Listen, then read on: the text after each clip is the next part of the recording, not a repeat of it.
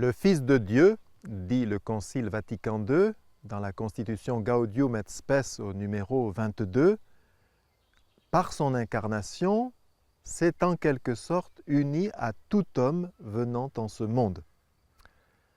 Un vieux prédicateur de retraite raconte malicieusement le rêve qu'il fit.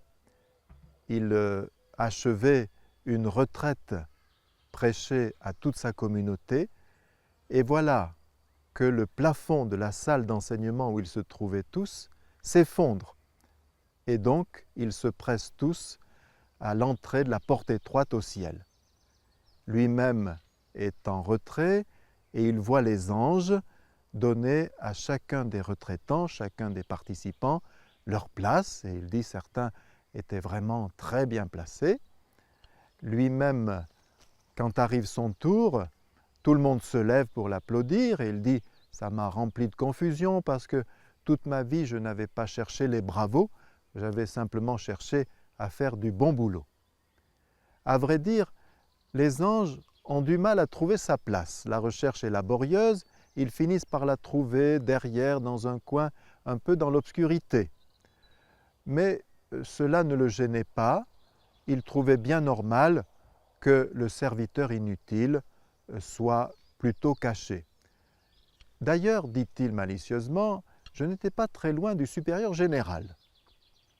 Puis, ce qui faisait sa joie, c'était d'attendre Jésus.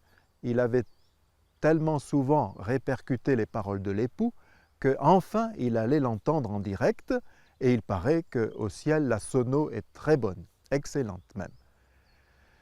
Arrive Jésus, c'est une immense clameur qui se lève à ce moment-là, on fait la hola, les alléluia fusent de partout, il salue chacun et puis, sans qu'il ait pu réaliser, tout à coup, il voit Jésus juste à côté de lui, assis sur le petit strapontin qu'il n'avait même pas remarqué, et Jésus lui tapote l'épaule. Et il dit, l'éternité commençait très bien. Alors que veut nous dire ce prédicateur québécois? Il veut simplement nous dire que peu importe notre place, ce qui compte c'est la proximité de Jésus. Et au fond, c'est ce que dit saint Paul aux Colossiens, il le dit un peu avec vigueur, recherchez les choses d'en haut.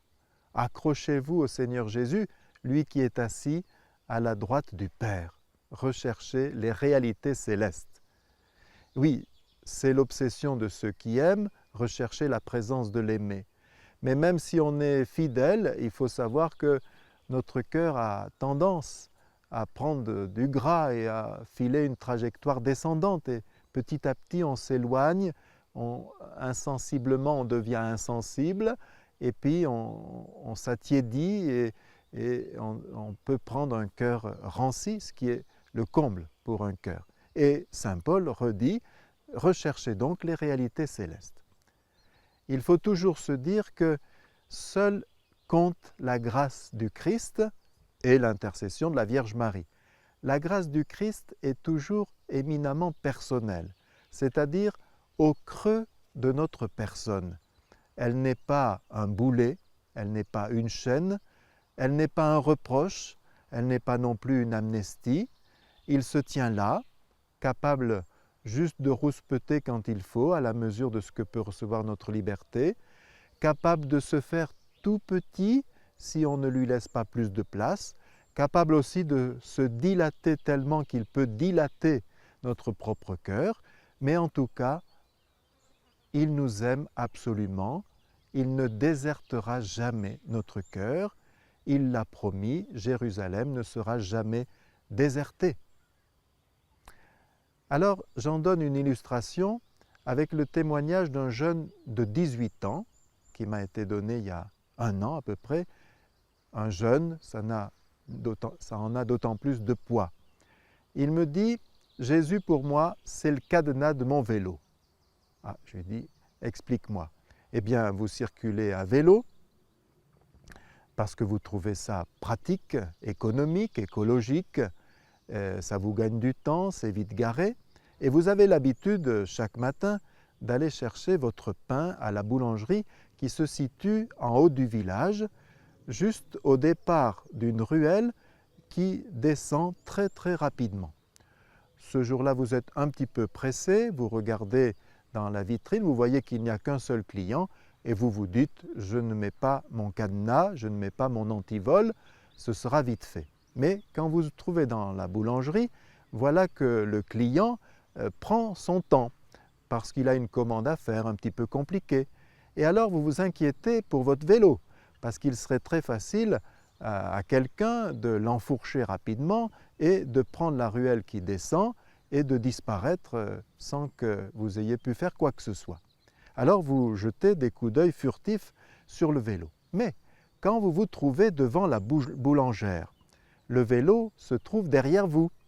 Et là, vous n'allongez pas le discours. Vous avez préparé votre monnaie, vous passez commande de votre pain et vous déguerpissez. Alors que si vous avez attaché votre vélo, vous savez qu'il est en sécurité. Et vous pouvez prendre le temps de parler à la boulangère, de demander des nouvelles de sa maman, dont vous savez qu'elle a été hospitalisée la semaine dernière. Vous pouvez demander des nouvelles de son fils et de son orientation scolaire, etc. Vous savez que vous lui ferez plaisir.